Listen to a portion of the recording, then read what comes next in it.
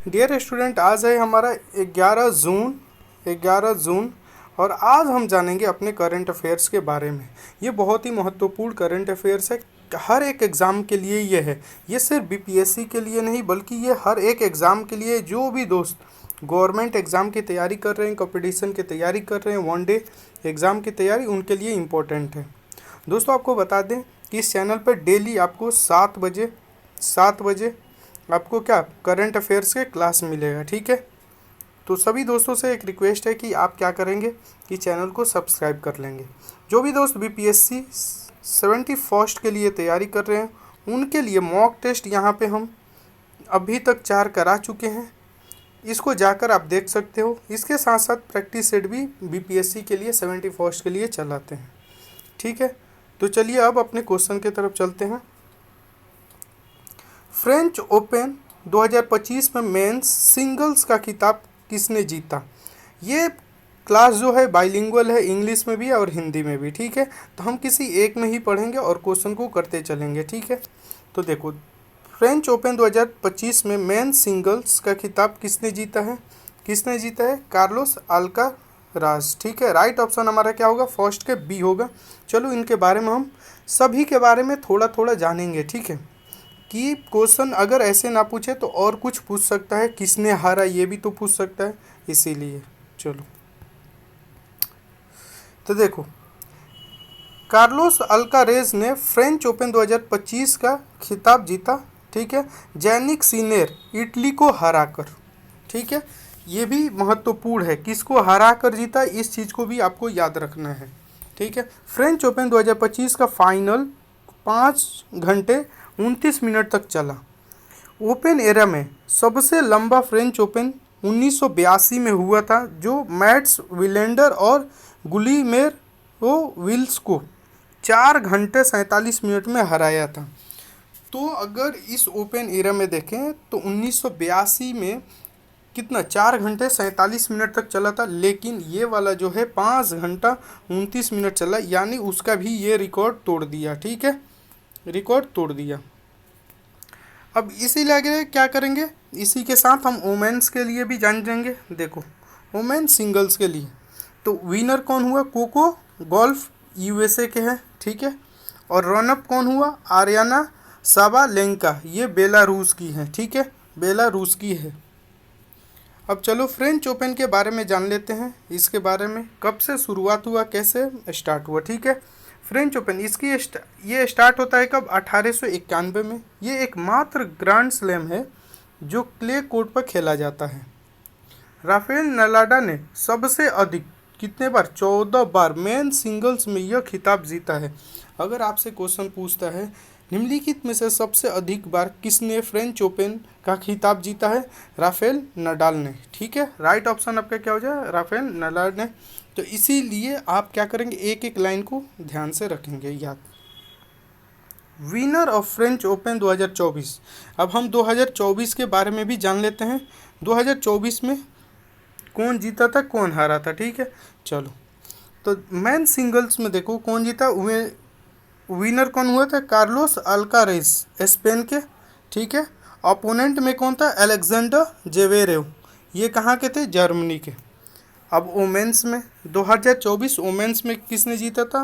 Winner लागा sonic, Poland के। ठीक है, थोड़ा सा नाम उटपटांग है, आप चीज़ों को समझ लेंगे। ठीक है, अपोनेंट देखो जास्मिन पोलानी, इटली के। ठीक है, सेकंड क्वेश्चन देखो।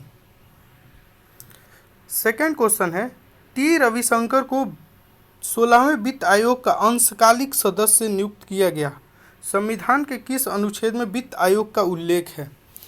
किस में उल्लेख है? तो देखो, हमारा जो फाइनेंस कमीशन का उल्लेख कहाँ है?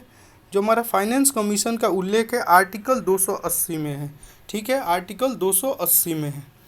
नाम याद रखना नहीं रखना, क्योंकि ये अंशकालिक सदस्य हैं, लेकिन आर्टिकल को याद रखना है। फाइनेंस कमीशन जो है किस आर्टिकल में है, तो इस चीज़ को आपको याद रखना है। किस में है? आर्टिकल 280 में। ठीक है, चलो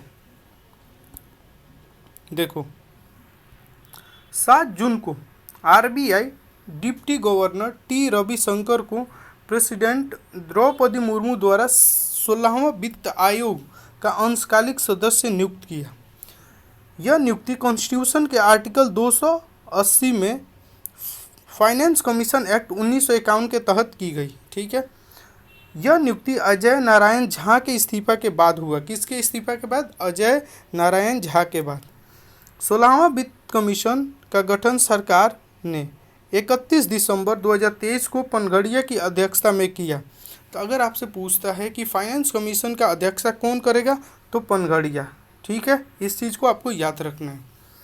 यह आयोग 31 अक्टूबर 2025 तक राष्ट्रपति को क्या करेगी? रिपोर्ट को अपना सौंपेगी। यह रिपोर्ट 1 अप्रैल 2026 से शुरू होकर 5 साल की अवधि तक चलेगा। तो देखो, इसमें मेन पॉइंट क्या है? अध्यक्षता कौन करेगा, इस चीज़ को आपको याद रखना है। ठीक है, अध्यक्षता कौन करेगा। उसके बाद से राष्ट्रपति को कब रिपोर्ट सौंपा जाएगा, और ये अगले कब से स्टार्ट होगा और अगले कितने साल के लिए? तो स्टार्ट होगा 1 अप्रैल 2026 से स्टार्ट होगा, अगले 5 साल के लिए। ठीक है, फाइनेंस कमीशन के बारे में देखो। फाइनेंस कमीशन का गठन इंडियन कॉन्स्टिट्यूशन 280 के तहत किया गया। फर्स्ट देखो, 1991 में पहला वित्त आयोग की गठित किया गया था। उसका अध्यक्ष कौन था? केसी नियोगी। कौन था? पहला वित्त आयोग का गठन कब हुआ था? 1951 में। उसका अध्यक्ष कौन था? तो केसी नियोगी। इस चीज़ को आपको क्या करना है? याद रखना है, क्योंकि ऐसे क्वेश्चन पूछा जाता है आपके एग्जाम में। पहला वित्त आयोग का अध्यक्ष कौन था? तो केसी नियोगी। देखो, यहाँ पे नोट में आपको दिया गया है 16 फाइनेंस कमीशन के सदस्य। रिटायर ऑफिसर अन्य जॉर्ज मैथ्यू। ठीक है, इकोनॉमिस्ट मनोज पांडा कमीशन के पूर्णकालिक सदस्य है, मतलब 1 साल के लिए ये है सदस्य। ठीक है, लेकिन जबकि एसबीआई के चीफ इकोनॉमिक एडवाइज़र जो हैं सौम्यक कांति घोष, वो अंशकालिक सदस्य हैं। ठीक है, अंशकालिक। जब कमीशन के रिपोर्ट सौंप दिया जाएगा, उसके बाद से ये अंशकालिक वाले सदस्य हट जाएंगे। 3rd नंबर क्वेश्चन देखो, ब्रह्मा ब्रिक्स संसदीय मंच का आयोजन 2026 में कहाँ किया जाएगा? तो ये हमारा प्यारा भारत में किया जाएगा। ठीक है, भारत में।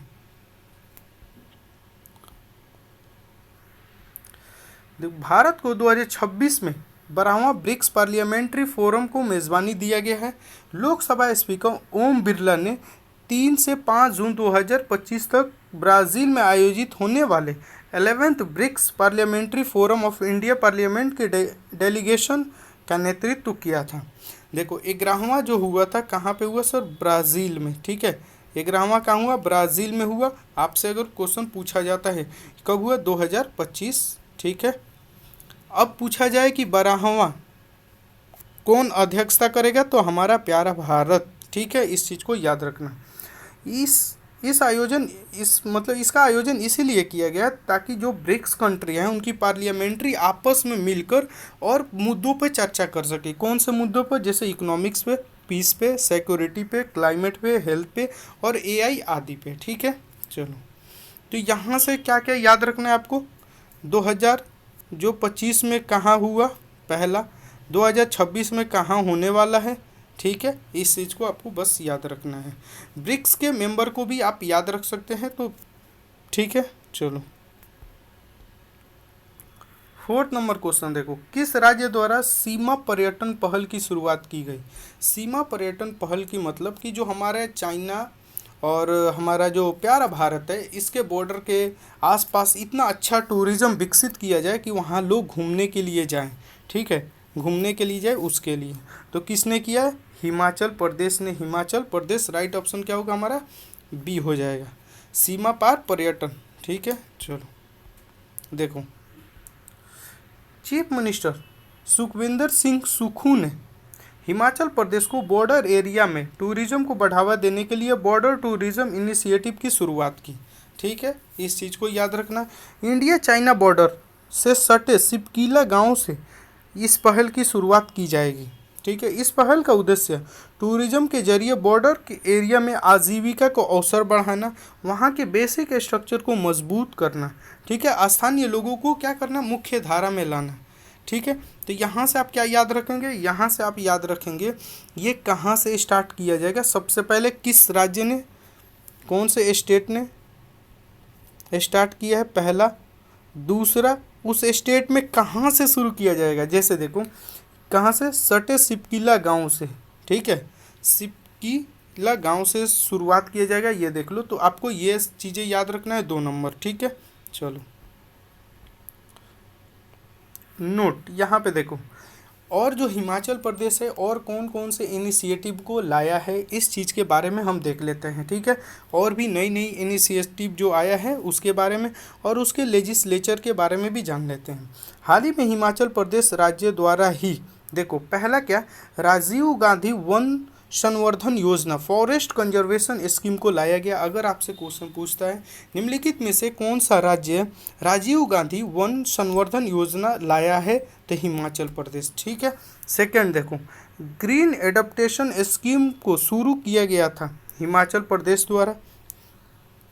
हिमाचल प्रदेश का कैपिटल क्या है, शिमला। गवर्नर कौन है, शिव प्रताप शुक्ला, ठीक है। चीफ मिनिस्टर कौन है, सुखविंदर सिंह सुक्खू, ठीक है। ये इंडियन नेशनल कांग्रेस, वहाँ पे किसकी सरकार है, कांग्रेस की सरकार है। हिमाचल प्रदेश लेजिस्लेशन जो असेंबली में कितने सीटें हैं, 68 सीट हैं, ठीक है, 68। राज्यसभा में कितने सीटें हैं, 3, ठीक है। लोकसभा में कितने हैं, 4। इस चीज़ को आपको याद रखना है। दोस्तों अगर वीडियो अच्छा लगे तो आप क्या करेंगे, चैनल को सब्सक्राइब जरूर करेंगे और वीडियो को क्या करेंगे, अपने दोस्तों में भी शेयर करेंगे। दोस्तों यहाँ पे बीपीएससी के रिलेटेड और उसके जो भी आप वनडे एग्ज़ाम की तैयारी कर रहे हो उसके लिए महत्वपूर्ण है, चैनल को सब्सक्राइब कर लेंगे, जाकर आप प्लेलिस्ट में देख सकते हैं, ठीक है। चलो 5 नंबर क्वेश्चन देखो, पुडुचेरी विधानसभा के लिए नेशनल ई विधान एप्लीकेशन शुरू किया गया। भारत में पहला राज्य कौन था जिसने नेशनल ई विधान एप्लीकेशन को लागू किया। देखो अभी पुडुचेरी विधानसभा ने इसको लागू किया, ई विधान एप्लीकेशन को, ठीक है, किया गया वहाँ। लेकिन सबसे पहले किसने किया था, तो नागालैंड ने किया था। राइट ऑप्शन क्या हो जाएगा हमारा, बी। राइट ऑप्शन क्या हो जाएगा हमारा, बी। चलो देखते हैं। हाल ही में पुडुचेरी विधानसभा के लिए नेशनल ई विधान एप्लीकेशन शुरू किया गया था। इसका ऑब्जेक्टिव इसका उद्देश्य क्या है सर, इसको लाने का उद्देश्य क्या है, इससे फ़ायदा क्या है। देखिए जितना भी पार्लियामेंट्री वर्क होगा ना वो डिजिटल होगा। जैसे पहले कागज़ पे होता था, हम कागज़ पे चीज़ों को लिखते थे, अब क्या करेंगे, सब क्या करेंगे, ऑनलाइन हम डिजिटल ही लिखेंगे। प्लेटफॉर्म लेजिस्लेचर के कार्यों को ऑनलाइन करने में मदद करेगा ताकि एमपी और जो हमारे एमएलएज हैं उनकी कामकाज, जो कागज़ी कामकाज को जगह पे कौन सा डिजिटल डॉक्यूमेंट मिल सके, इसको डिजिटल डॉक्यूमेंट्स मिल सके। नेशनल ई विधान एप्लीकेशन NEVA सबसे पहले किसने, नागालैंड ने लागू किया था। नागालैंड ने 2022 में पेपरलेस क्षेत्र के लिए NEVA प्रोग्राम लागू किया। देखो सबसे पहले किसने, यहाँ से क्वेश्चन क्या याद रखना है, अभी किसने किया है, तो पुडुचेरी ने किया है। यहाँ पे सबसे पहले आप ये देख सकते हो, सबसे पहले किसने किया है, तो नागालैंड ने किया है। क्या क्यों किया है सर, इसको डिजिटल करने के लिए सारे डॉक्यूमेंट्स को, ताकि आसान हो जाए, ठीक है। चलो अंतर्राष्ट्रीय अभिलेखागार दिवस कब मनाया जाता है, कब मनाया जाता है, 9 जून को मनाया जाता है। कब, 9 जून को मनाया जाता है। राइट ऑप्शन हमारा ए हो जाएगा, ठीक है, ए हो जाएगा 9 जून। देखो इंटरनेशनल जो आर्काइव डे हर साल 9 जून को मनाया जाता है। यह दिन रिकॉर्ड और आर्चीव्स की अहमियत को समझाने और उनके संरक्षण की आवश्यकता के बारे में लोगों को क्या करता है, अवेयर करता है, ठीक है, अवेयर करता है इस चीज़ के लिए। 2007 में पहली बार इंटरनेशनल काउंसिल ने द्वारा 9 जून को अंतर्राष्ट्रीय अभिलेखागार दिवस का निर्णय लिया गया था। कब, सबसे पहले कब स्टार्ट हुआ, 2007 में, ठीक है, 2007 में। और इसको कब मनाते हैं, 9 जून को, याद रखना आप, ठीक है। चलो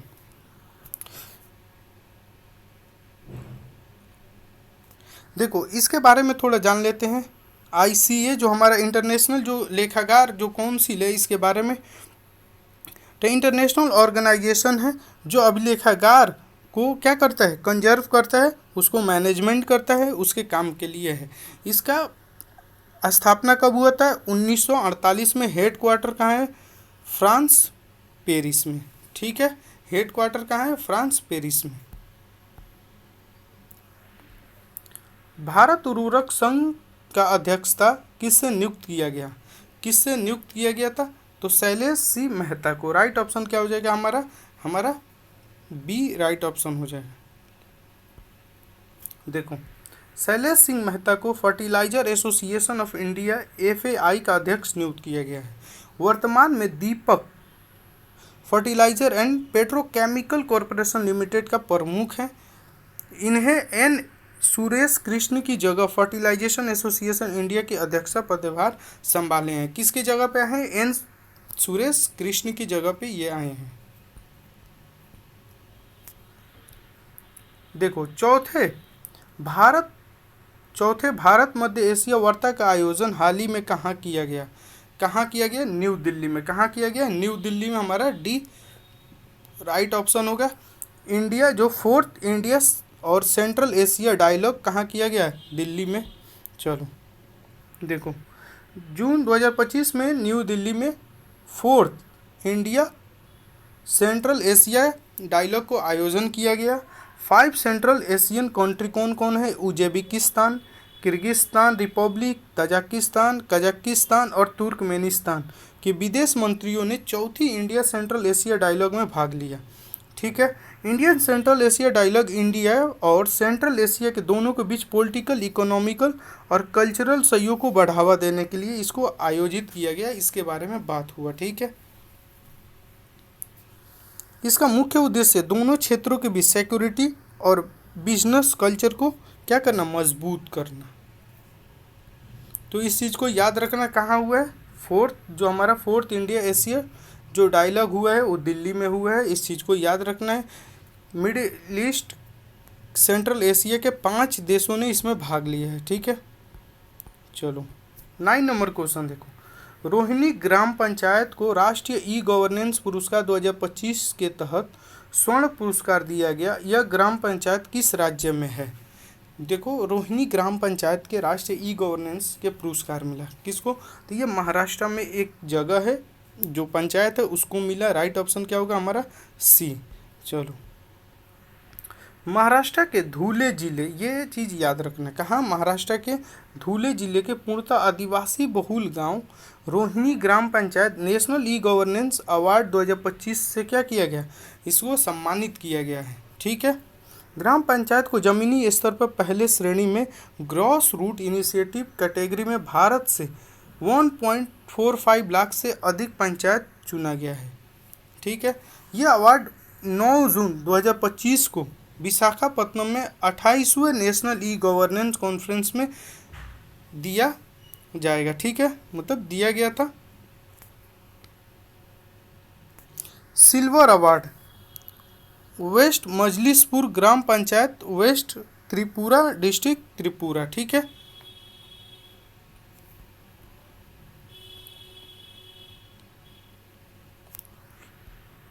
jury award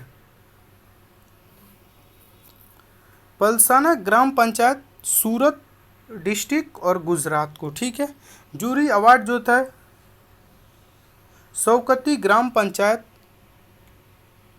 Keonjhar district, Orissa. ठीक है, इस चीज़ को याद रखना है।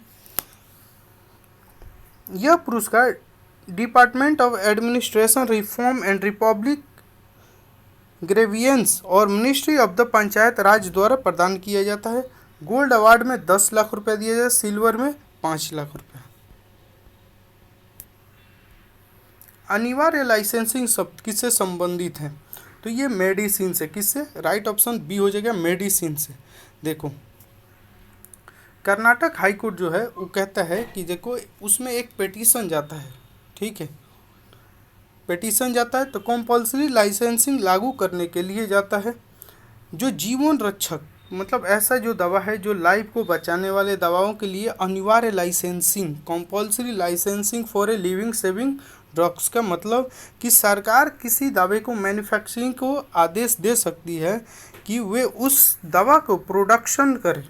ठीक है, उससे बेचे ताकि ज़रूरतमंद जो पेशेंट है वो दवा तक क्या हो, उनकी पहुंच हो सके, भले ही वो दवा किसी कंपनी के पेटेंट हो। ठीक है, किसी कंपनी के पेटेंट हो, गवर्नमेंट बना सकती है।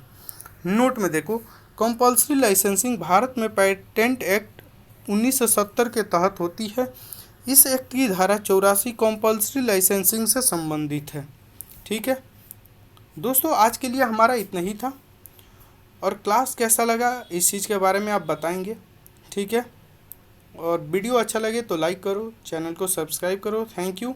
डेली आपको 7 से 8 बजे के बीच ये वीडियो आपको मिल जाएगा सुबह सुबह। ठीक है, thank you to all of you, thank you.